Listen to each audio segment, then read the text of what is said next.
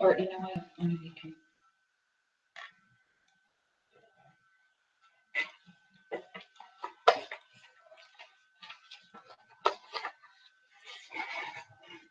Hello, everyone, and welcome to Lord Fairfax Community College Workforce Solutions. Thank you, everyone, for coming out this morning for our presentation on apprenticeship for National Apprenticeship Week. My name is Guy Curtis. I'm with Workforce Solutions, and I'll help moderate today's presentation. We have a few special guests today, and I want to kick off and introduce Sherry Pinto from our office. Hi, Guy, and thank you. Thanks, everyone, for joining us. We're here at our live broadcast at Lord Fairfax Community College, and like I said, we are holding this session in conjunction with the National Apprenticeship Week that was kicked off last year. Today we're just having a casual discussion about apprenticeships, how they can benefit you as an employer, as an employee looking to upgrade your skills, or as a job seeker looking for a career pathway where you can earn as you learn. I'd like to introduce our guest first. We have Michael Ferrari. He's an apprenticeship representative from the Department of Labor. And Debbie Hopkins is the project director for the Shenandoah Valley Workforce Development Board, who wrote and was able to secure a $4 million Valley to Virginia grant through the Department of Labor under the American Apprenticeship Initiative. The V2V grant was money set aside to assist training for new employees in advanced manufacturing in the Shenandoah Valley region. So today I'm going to kick off with a little bit of trivia for those of you who are out there, and I know Debbie and Mike have this information, so let's see. What do a computer programmer, computer programmer, an electrician, an office manager, a home health care aide, a wind turbine technician all have in common? Yep, all their jobs can be learned through an apprenticeship. Later in this Hangouts, we're going to talk about some other types of apprenticeships here in Virginia and around the country. So, Mike, why don't we start with you? Let's get the basics of apprenticeship and how that works. Normally, there's 5 components built into a registered apprenticeship program. The first one would be business involvement. The first key is employers are the foundation of every registered apprenticeship program. You have to have an employer-employee relationship. The second one is a structured on-the-job training program. Apprentices receive on-the-job training from an experienced mentor for typically less than not 1 year. All programs must have at least 200 or 2,000 on-the-job training hours to be a valid program. The third component is related instruction. Apprentices combine on-the-job learning, technical training instruction from a variety of different places, from community colleges, from tech schools, could be online programs, different media types. The fourth component is a reward for skills gained. You mentioned the earn and learn. That's a good example. Apprentices receive increased wages. It's all determined by the employer. The more knowledge they learn, the more they gain. And the last component is requirement. You get a national occupation credential. Registered apprenticeship programs result in a national recognized credential, and it's 100% guaranteed to employers that apprentices are fully qualified in that occupation that they learn. Okay. Those are the 5 components. Okay, great. So, Mike, tell me a little bit about how they get their training. Well, they're that one component of training. How does that work? The on-the-job training? Yes. Actually, once they related training via whatever method they were using, they would go on a job with a mentor, and they're supervised, and they conduct on-the-job training. There are some work logs that they maintain, and that's how they get certified on the job. And what's good about that is the employer can tailor the job components to meet the needs of the employer. And related instruction, how does that come about with an employer? Did they do it on, did this employer set that up for them, or what are the different aspects of that? The Department of Labor representative would help with that. Any of the businesses, we have a diverse background of different businesses. What would happen there, that they would introduce, we would go in and validate and see what they really need. We take a look at their programs, and if we can help them, give them guides. For example, here's what the industry out there is doing. We'll give an example, and they can tailor the related training to meet their specific needs, so they can mold their own apprentices. Great, that's great. And earn while you learn. with apprenticeship, there is a component of a wage increase, advancements within their path. That's correct. The more they learn, the more they earn. And some employers go by semesters, they go by months, hours. Each employer makes that decision. And sometimes there's a minimum wage, and they also set the components. They set the wage progression for each occupation. Wonderful, wonderful. So the employee knows ahead of time that there is a little bit of an increase in their wages within their apprenticeship ahead of time. That's correct. They actually sign an apprenticeship agreement, which is the more like a contract between the employer and the apprentice. And in that apprenticeship agreement, it states how often, when to expect a raise, if they meet all the requirements. Wonderful, wonderful. Now, apprenticeships have been a big buzzword lately within the federal government. The initiative with the National Apprenticeship Week was started last year, and also with that previous administration, they also talked about the growth of apprenticeships within the United States and also within Virginia here. So the previous administration's goal was to double the amount of apprenticeships by the year 2019. And Mike, we have a growth chart here that if you want to take a look at, you want to kind of explain what's going on there? Correct. As you see, in fiscal year 13, 375,000 was the baseline. So the requirement to double from the previous president was 750,000 apprentices. As you see the chart, as of the fiscal year 16, currently there's over 530 registered apprentices. And with that, from last year, there's 123,587 new apprentices registered last year. And from those numbers, there was 34,650 completed actual registered apprenticeship program in the country. And what that entails is 1,493 new programs were added to the National Apprenticeship Program to expand registered apprenticeship. We talked about Virginia just a little bit, and in those numbers, currently there's 2,291 programs or sponsors of different programs in the state. And right now there's 17,264 active apprentices in Virginia. And nationally, to sum it up, there's 19,526 nationally registered apprenticeship programs that we are actually following, and it's being tracked from the national office. And those are some of the numbers from Virginia website. Oh, that's wonderful, wonderful. Definitely growing, and we have Debbie here, and she's going to tell us in a couple minutes about the growth that we're seeing in Virginia and one of the little benefits we have through a grant within the Shenandoah Valley and then possibly to the state for apprenticeships. Next thing we have here is a slide of all the different types of apprenticeships you can have. These are registered apprenticeships that we do have in Virginia, and I'm sure these are national also. But Mike, interesting, anywhere from, like we talked earlier, wind turbine and a trivia question, to a barber, to a meat cutter, tool and die makers. Do you see more apprentices, new apprentices coming into the loop at all? Well, most of it's high growth. For example, the healthcare industry in each area, has different. For example, in the Philadelphia region 2, it's concentration on construction. And trying to do a CEO leaders program, which that's what's concentrated on construction, but it is. We have healthcare, information technology, transportation. So each part of the country is working on different avenues. However, the main goal is to expand registered apprenticeship. And currently, there's over 1,000 apprenticeship occupations that's being recorded. However, they can always be added. And it's not very difficult. The state or an apprenticeship training representative would submit them requirements to our national office for approval. So additional things can be added. In West Virginia, or in Virginia, there's over 300 proven occupations that anyone can get into. Wonderful, wonderful.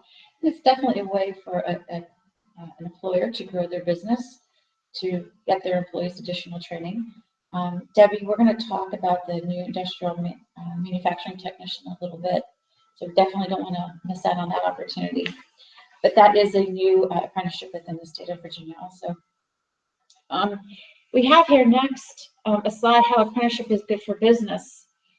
And Mike and Debbie, you guys can pitch in if you want to talk about how, apprenticeships definitely can help recruit and develop a skilled workforce. We hear that many times going out to our local employers, they're looking for their skilled workforce. And this is definitely a way to train, to upgrade your skills of your workforce. It improves the productivity and the bottom line of a company. We see that often where they don't have to go out and train; they're training on the job. It provides opportunities for tax credits. And Mike, I'm not sure if you can speak on any of those or not, but there is employee tuition benefits in some states, which in our case we could possibly talk about our grant funding for the grant for Virginia to Valley to Virginia Tech. Reduces the turnover costs, increases employee retention. That's spoken a lot about, Mike. A lot of it is retention. Can you tell us a little bit about retention with your employees who are running through an apprenticeship? Sure. One thing keep in mind, there's no fee to register as a sponsor. That's a key component as well. When we talk about retention, once you go through the training process from a year to a 4-year program, or some of them 5 years, you go through the program, you're going to stay at that company. You're more of a valuable asset. And what happens usually in the long run, that those apprentices who gain the knowledge, they want to stay at that company. So retention rates that are proven over time is absolutely substantial for a company. Right, that's great. And let's see, our last thing here is it creates industry-driven and flexible training solutions to meet national and local needs. So we definitely have seen that, Debbie, with your award with the Valley to Virginia grant in the manufacturing section. Let's see here. Next we have for you, we're going to talk a little bit about what apprenticeship is doing here in the state of Virginia. And our governor issued an executive order back in October 2015. He had some very interesting data in his proclamation, and Debbie has actually a copy of the proclamation here. But some of the information he talked about was by 2022, about 500,000 new jobs will be created in Virginia, and over 930,000 workers will be needed to replace Virginia's retiring workforce. As many as 50 to 65% of those jobs will be at the technician and trade levels and offering pathways to successful standards of living. Registered apprenticeship is a nationally recognized, tried and true strategy to prepare a skilled workforce for those technician level jobs. And we just saw that as we talked about the different benefits to employers, that this is creating a skilled workforce for those employers. Debbie, did you want to say anything about our proclamation from the governor? Well, yes, he did issue a proclamation to support National Apprenticeship Week. I think this governor has been very workforce friendly and understanding the needs of our businesses and understanding that their skilled labor in many occupations is an absolute crisis level. And there needs to be more focus on apprenticeship and on technical training to help companies build those pathways to hire skilled workers and customize their training to fill those in deficit occupations. Okay. Let's see here. So we're talking about technical training, and interestingly enough, DOL has on their website some stats. I'm just going to throw this out there for you guys. Apprentices can earn an average starting salary of $50,000 a year. That's a lot. That's a significant amount of money for, especially in these technical trainings where it's definitely needed within our region. And the skill, yes, and actually no college debt. So that's a great way to get your skilled technicians out there.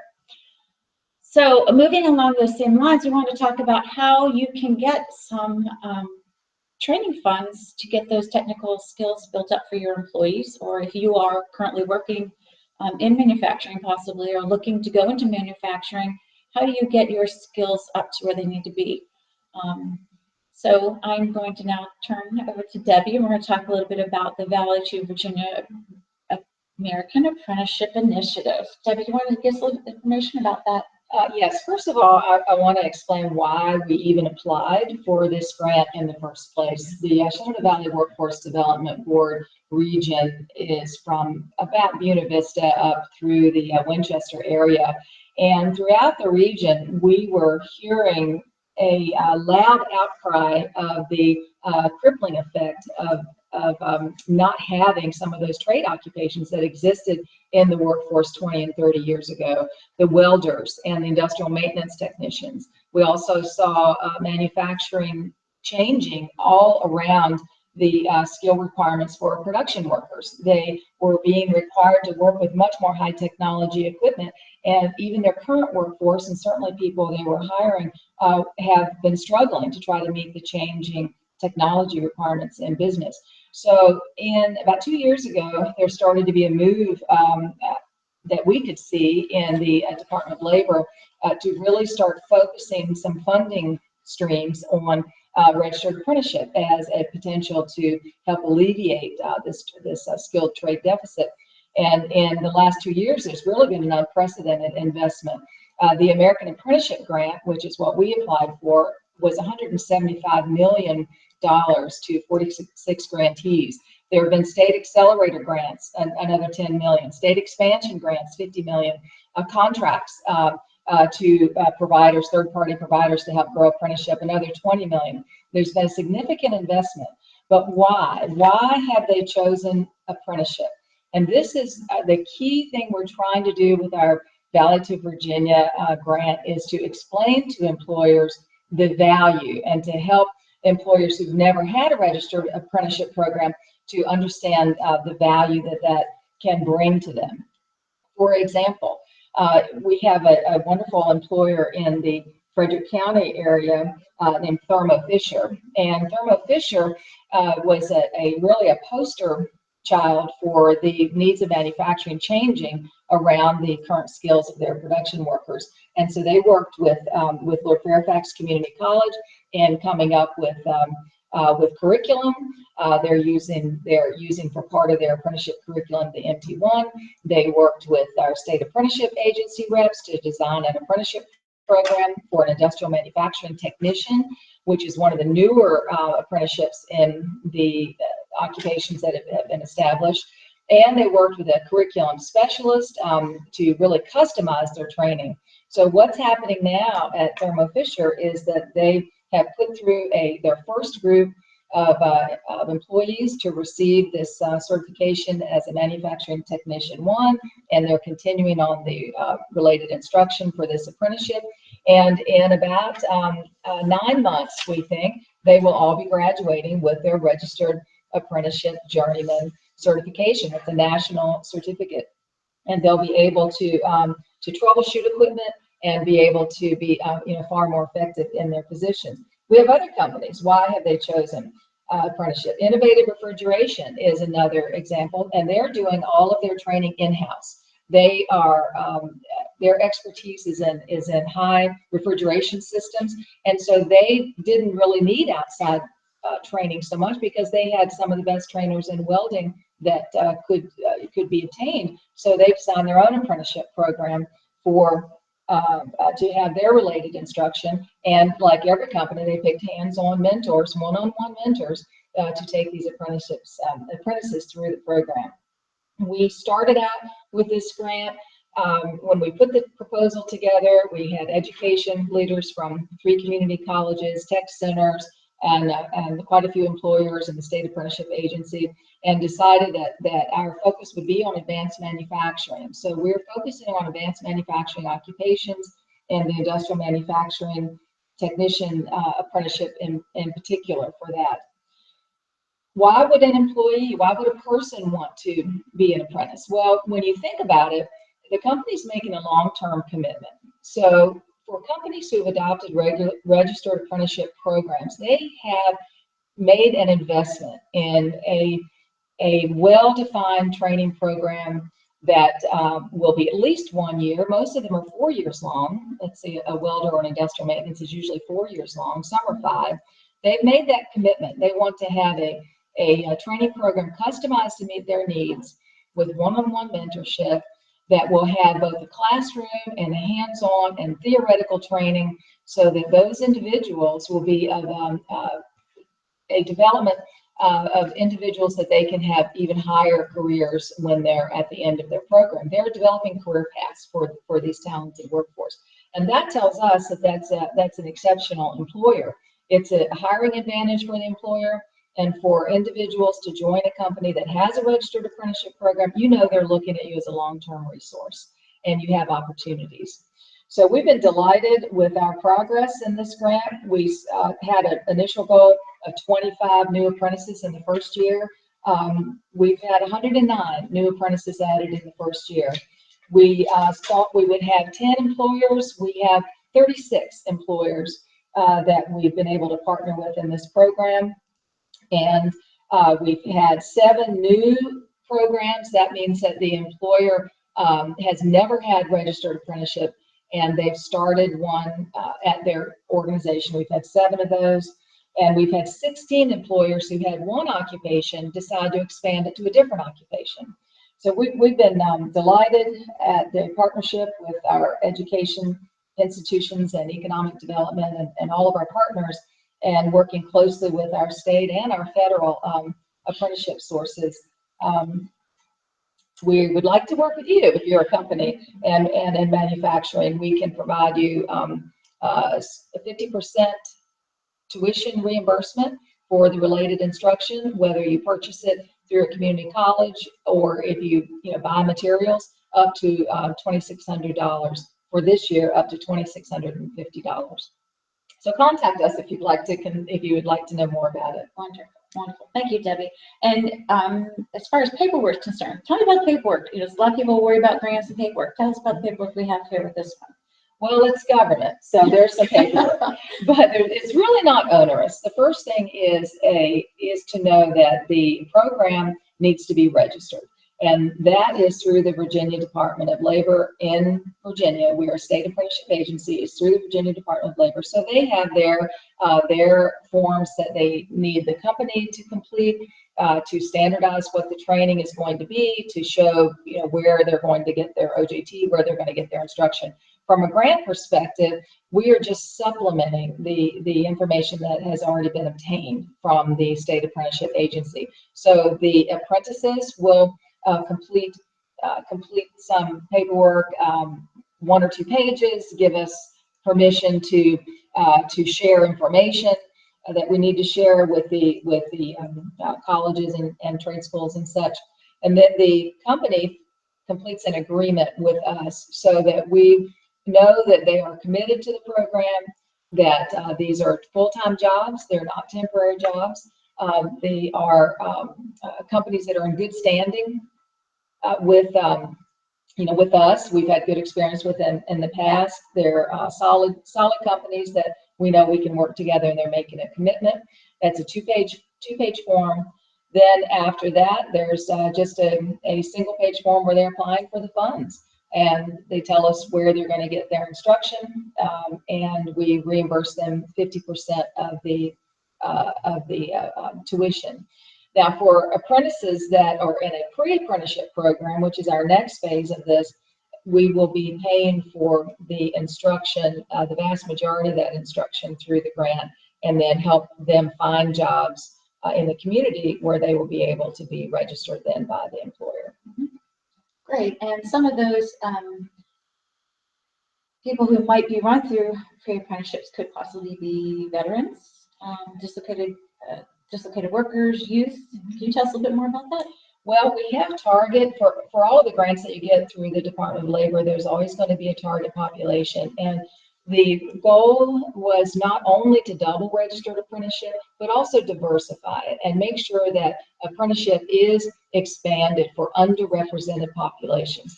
The underrepresented populations in manufacturing, to a large degree, are women. So we are targeting women to try to get females to be in more of these skilled occupations. Also, the minority populations and veterans. We are looking at transitioning service members in particular. One great example we have of that is Hershey Foods. Hershey is a strong registered apprenticeship employer.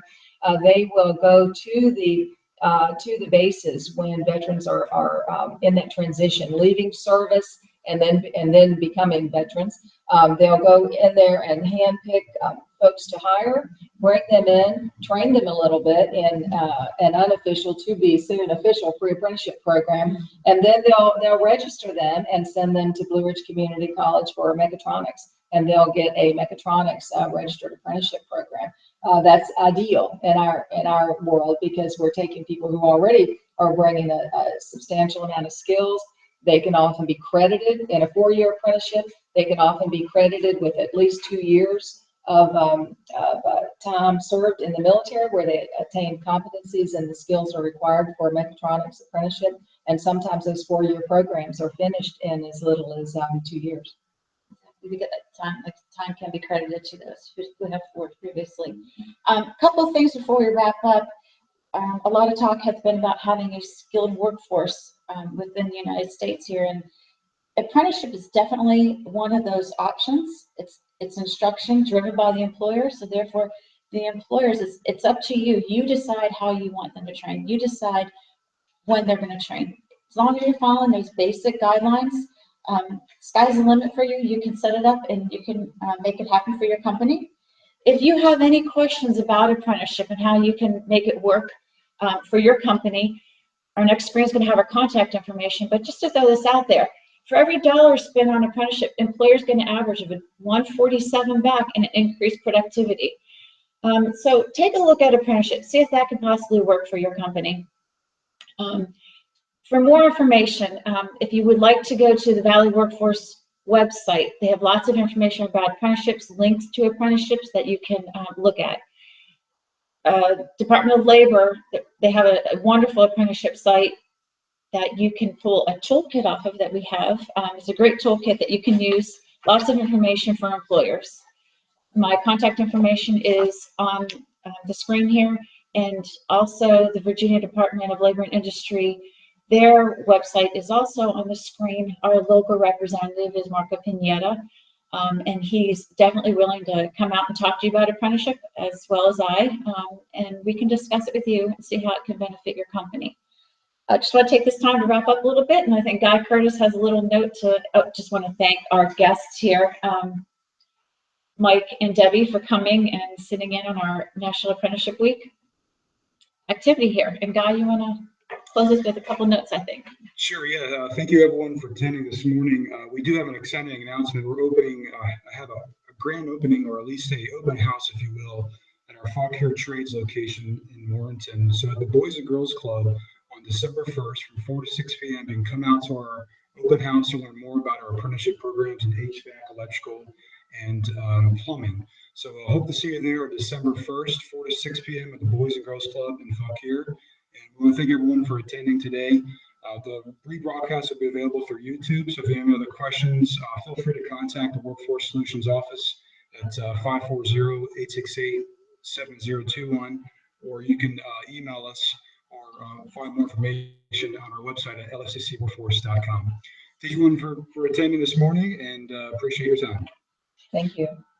Thank you.